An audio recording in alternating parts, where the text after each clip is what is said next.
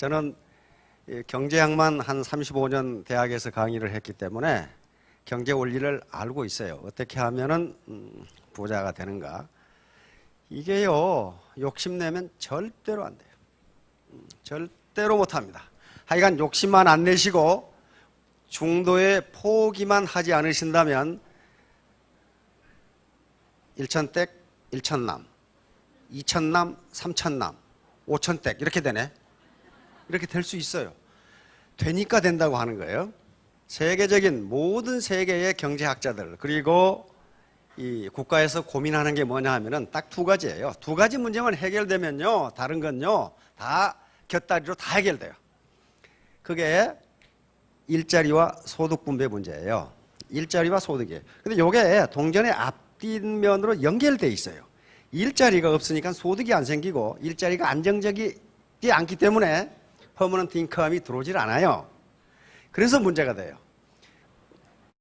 윈윈 게임. 너도 좋고 나도 좋고 누이 좋고 매부 좋고 도랑치고 가지 잡고 마당 쓸고 돈 줍고 요게 일석이조입니다. 윈윈. 당신도 좋고 나도 좋고 요 게임 이론을 하도록 하겠습니다. 자, 게임 이론. 우리 인생이 사는 게 전부 게임입니다. 게임 이론이 나온 것은 지금부터 한 60년, 한 70년 됐는데요. 굉장히 많이 발전하고 있습니다. 우리가 살아가는 것 자체, 다시 말하면 비즈니스를 하고 국가 간의 외교 관계, 대인 관계 하는 것들이 전부 게임으로 해석이 됩니다. 이렇게 중요한 이론이기 때문에 게임 이론에서만 무려 8명의 학자들이 노벨 경제학상을 받을 정도로 게임 이론은 아주 중요합니다. 게임 이론 그러면 이게 무지무지하게 복잡한 것 같은데 강남 대로를 걸어간다고 생각해 보세요. 그 자체가 게임이거든요. 앞에 사람하고 걸어가는데 부딪히지 않으려면 어떻게 걸어가야 되느냐 하는 게 게임이에요. 게임은 우리가 컴퓨터 게임이 많이 나오면서 게임하면은 부정적인 인식이 많아요. 뿅뿅 하는 거. 이렇게 얘들이 하루 종일 붙어가지고 그런 게 아니고요. 예를 들면 게임의 가장 전형적인 것이 스포츠 경기입니다. 스포츠 게임이에요. 그렇죠? 게임이에요. 그리고 바둑 두고 장기 두는 것도 게임이고 기업 간의 광고전, 시장 쟁탈전을 하는 것도 게임이고 국가 간의 외교 전략, 군사 전략도 전부 게임이에요. 게임으로 전부 설명이 됩니다. 그런데 이 게임은 그러니까 반드시 뭐가 있냐면 상대가 있어요. 나 혼자 하는 게 아니에요. 게임을 혼자 하는 사람이 어디 있어요? 그 미친놈이지. 게임은 반드시 상대가 있어요. 상대가 있기 때문에 내가 어떤 전략을 택하는가도 중요하지만 상대방이 어떤 전략을 택하는가가 더 중요해. 그렇죠? 바둑을 두는데 내가 잘못해서 실수를 했어. 그런다고 지는 게 아닙니다. 상대방이 더 많이 실수하면 내가 이겨. 그렇죠? 게임은 반드시 상대가 있기 때문에 상대가 어떻게 행동할 것인지를 내가 추측을 해가지고 거기에 대응을 하면 돼요. 아까 강남 대로를 이야기하는 걸, 걸어가는 걸 얘기했는데 앞에 사람이 걸어오는데 아무 생각 없이 걸어가면 부딪혀요. 근데 저쪽 상대방도 부딪히지 않으려고 하고 나도 부딪히지 않으려고 그래. 그렇죠? 그러면 옆으로 피해요. 근데 그때 같은 방향으로 피우면 어떻게 됩니까? 몇 번 왔다 갔다 하죠? 몇 번 이렇게. 상대방이 어디로 움직일 걸 내가 예측을 못했거든. 전략적 상호관계라고 하는 건데 축구 경기에서 페널티킥이 있잖아요. 페널티킥 차는 걸 생각해 보세요. 공격수는 어떻게 합니까? 키파가 어디로 움직일 것인가를 예측을 해. 그렇죠? 키파는 어떻게 생각해요? 공격수가 어느 쪽으로 볼을 찰 것인가를 예측을 한다고. 그래서 키파는 공이 오는 걸 보고 몸을 날립니까? 미리 날립니까? 미리 날려요. 미리 날려요. 자기가 예측을 해. 이쪽으로 올 것이다. 미리 날려요. 공이 오는 걸 보고 몸을 날리면 벌써 공 속도가 빠르기 때문에 아무리 공을 봐도 잡을 수가 없어요. 그게 게임이에요. 마침 공격수가 왼쪽으로 찬다고 생각했는데 골키퍼도 왼쪽으로 온다고 생각하고 뛰면은 그걸 골 막아요. 그게 게임이에요. 게임이라고. 주가도 게임이에요. 주식 가격은 어떻게 움직여요? 수요와 공급에 따라 움직이기 때문에 어떤 주식을 누가 많이 사느냐예요. 많이 사느냐. 거기에 따라서 오르락내리락하니까 게임이에요. 내가 그 주식을 사는데 다른 사람이 안 산다면 그 주식은 올라가질 않아요. 그러니까 내 전략도 중요하지만 다른 사람의 전략이 매우 중요하단 말이에요. 이런 분들이 이제 게임 이론을 발전시킨 분인데 이 사람 한 사람만 설명을 하겠습니다. 이 사람은 일반적으로 유명한 대학원, 아이비리그 대학원에 가려면 학부에서 지도교수가 추천서를 매우 잘 써줘야 돼요. 미국은 추천서를 굉장히 중요하게 생각하거든요. 지도교수의 추천서를. 한국 교수가 쓴 추천서는 안 믿어요. 전부 다 좋다고 써놓으니까 믿지를 않아. 근데 미국 교수들은 그대로 쓰거든. 있는 그대로 써요. 근데 이 친구는 대학을, 카네기 멜론 대학을 졸업했는데 그 대학을 졸업하고 프린스턴 대학하고 하버드 대학에 지도교수가 추천서를 써놓는데 두 곳 다 합격했어. 그런데 프린스턴 대학에 장학금 조건이 좋아서 프린스턴으로 간 친구거든요. 저하고 나이가 비슷하니까 친구 그렇게 합시다 그냥.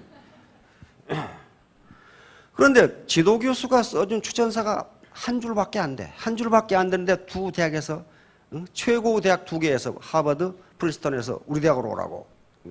지도교수가 써준 추천서가 한 줄이었는데 뭐냐면은 이 사나이는 천재다. 그거였어요.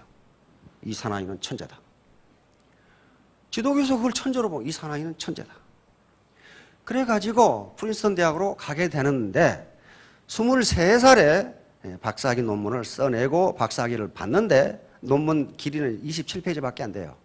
27페이지밖에 안 되는 논문을 써내고 박사학위를 받았는데 그 논문이 노벨상이에요. 노벨상.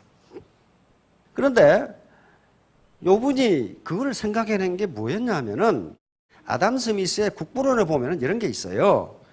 모든 개인이 자신의 이익을 극대화하기 위해서 합리적으로 행동하면 그것은 보이지 않는 손에 의해서 잘 조정돼요. 사회 전체적으로도 이익이다.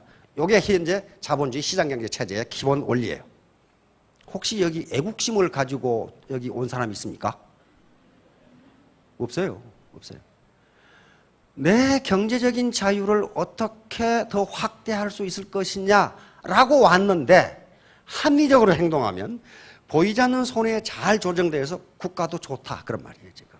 이게 아담 스미스의 기본 정신이고 이것이 오늘날 시장 경제의 기본 이념이고 철학입니다. 그런데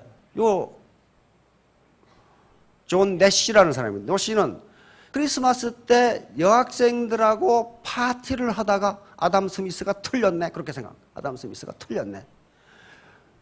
이제 자기 남자친구 5이 이렇게 있는데 그러면 1대1 파티를 하려면 여자친구 5명이 와야 될 거 아니에요. 여자친구 5명이 왔는데 한 여자친구는 엄청나게 미인이야. 근데 나머지 4은 거의 자유민주주의야 이게. 그렇게 온 거야. 그러면 이쪽 사나이 5명은 누가 제 파트너가 되었으면 좋겠다고 생각하겠어. 이 엄청난 미인이 내 파트너라고 생각하는 거야. 그러면 아담 스미스의 주장에 따르면 모든 사람이 자신의 이익을 위해서 합리적으로 행동하면 이 아가씨를 찍어야지. 그렇죠? 이 아가씨 내 파트너. 근데 5놈이 다 찍으면 어떻게 됩니까? 이 중에 한 놈만 이익을 극대화해. 그런데 어떤 현상이 빚어졌냐 하면은 나머지 4 아가씨가 다 가버렸어. 요 현상을 보고 아담 스미스가 틀렸네. 보이지 않는 손에 의해서 잘 조정돼요. 전체적으로도 이익이 돼야 되는데 한 놈만 극대 이익을 취하고 다른 놈은 다 빵이야. 이 학생 4이 다 가버렸거든. 우리를 뭘로 보나 이렇게 하고. 그래서 이거 아담 스미스가 틀렸네. 그렇게 되지 않네. 이렇게 생각한 거예요. 그러니까 베스트가 아니고 세컨 베스트. 세컨 베스트를 취하지 않으면 안 된다는 거예요. 세컨 베스트. 그런데 또 어떤 현상이 빚어졌냐면은 콧대 높은 이 아가씨도 요쪽 5놈이 마음에 한 놈도 안 들어서 가버렸어. 가버렸어. 그럼 어떻게 되나? 전부 다 남자들은 자신의 이익을 극대화하기 위해서 합리적으로 행동했는데 주머니에 들어온 것은 꽝이야. 그렇죠? 이런 문제를 수학으로 풀어낸 거예요. 자, 게임의 형태인데 게임은 N인 게임, 몇 사람이 한꺼번에 2인 이상이 게임을 합니다. 정합 게임은 항상 합이 일정한 게임이고 비정합 게임은 합이 일정하지가 않은 거. 영합 게임은 제로섬 게임. 거의 대부분이 지금 제로섬 게임을 합니다. 우리가 게임이라고 하는 축구 경기든 배구 경기든 무슨 바둑이든 뭐든 전부 제로섬 게임이에요. 제로섬 게임이라는 것은 그 결과의 합이 제로가 된다는 거예요. 한 팀이 한 골 얻었다 그 말은 저쪽 팀이 한 골을 잃었다 그 말이에요. 그러니까 전체를 하면 항상 0이 돼요. 그 다음에 도박도 제로섬 게임입니다. 도박. 딴 놈하고 이런 놈하고 정확히 합하면 딱 돈이 더 늘어나지가 않아. 근데 합해보면 모자라.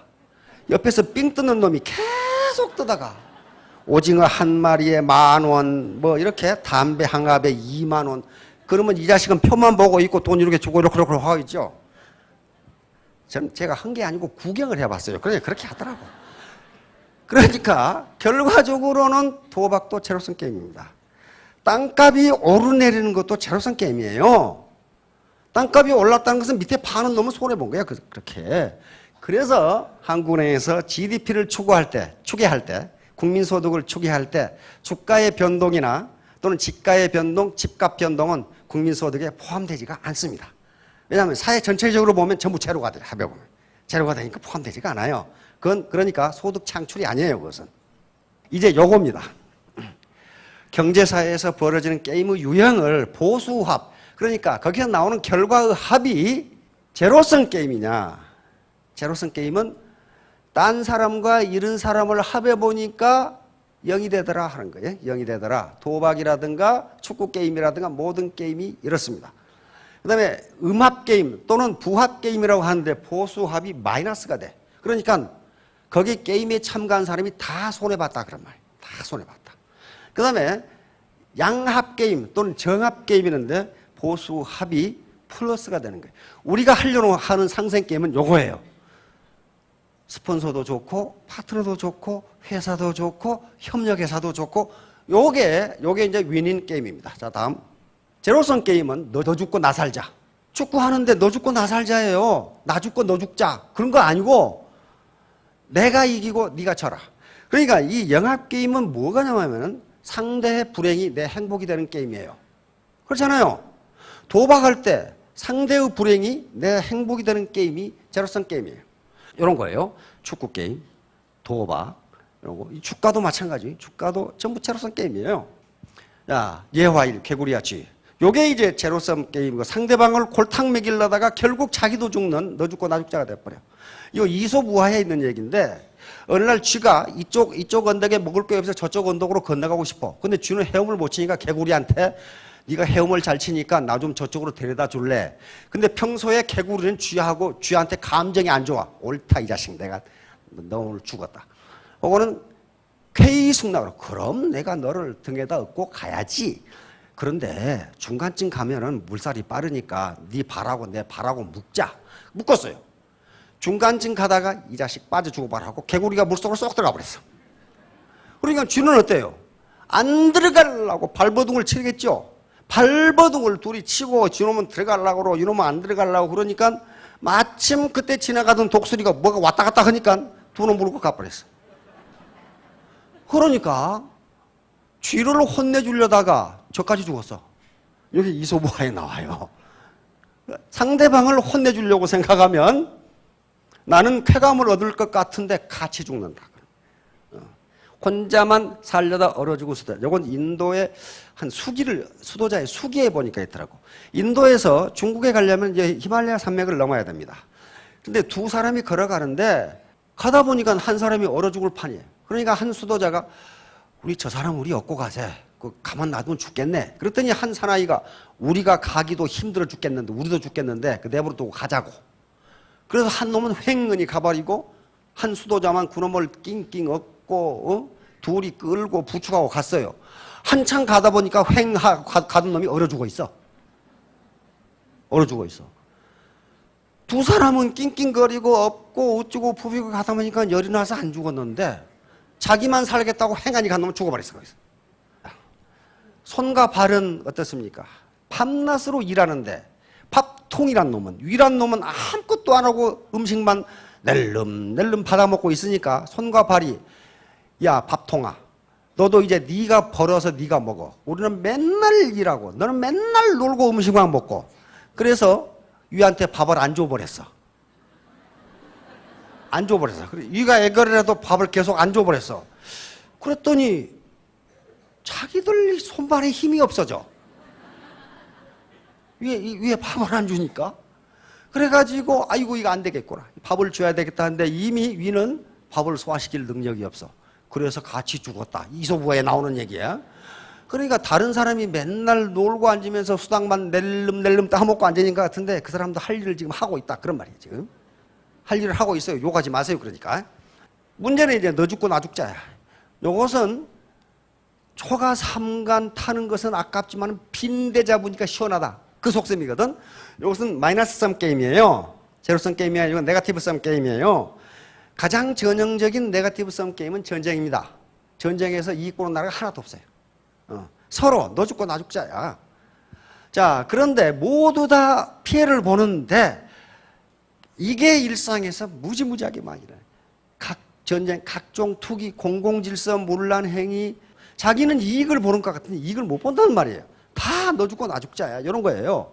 재산을 깎아먹기 경쟁. 예화를 들어보면 욕심 많은 사람과 셈 많은 사람. 이것도 이소부화에 나오는데, 이소부화에 나오니까 제우스 신이 태양에게 지구상의 인간들이 지금 어떤 심보를 가지고 사는지 한번 갔다 와봐라. 이렇게 얘기했어요. 그래서 태양이 쑥 내려와서 보니까 두 사람을 만났는데 한 사람은 욕심쟁이고 욕심 많은 사람이고 한 사람은 셈이 많은 사람이야. 그래서 태양이 말했습니다. 내가 너희들 소원을 말하면 그대로 들어줄게. 그러나 나중에 말하는 사람은 소원을 2배로 들어줄게.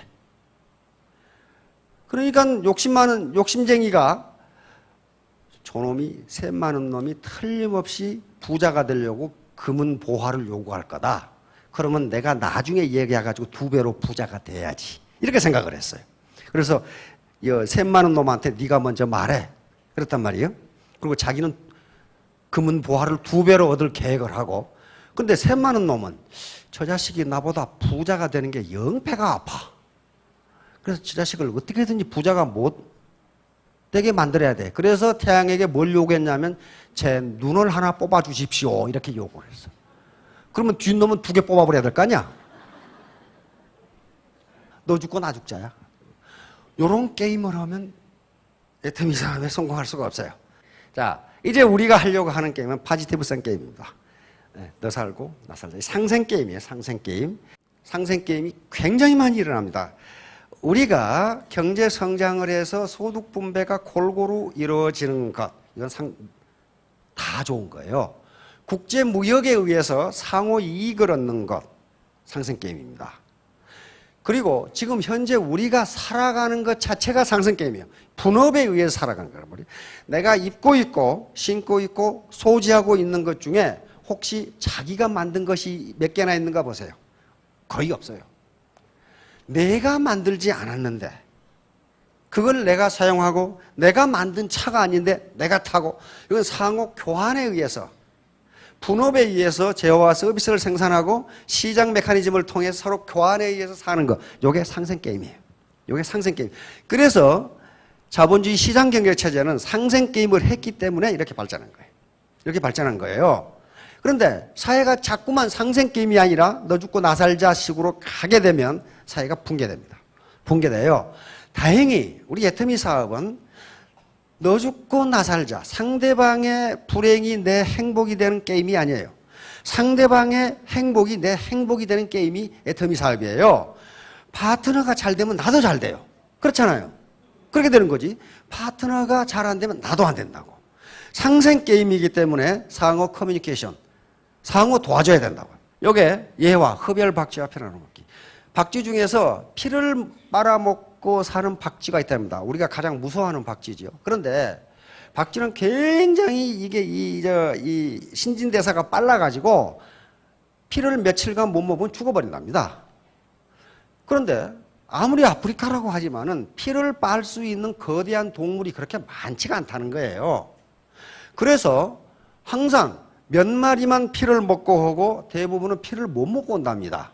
그러면 어떻게 하느냐 하면은 피를 먹고 온 놈이 피를 못 먹고 온 놈한테 피를 나눠주는 거예요. 토해가지고.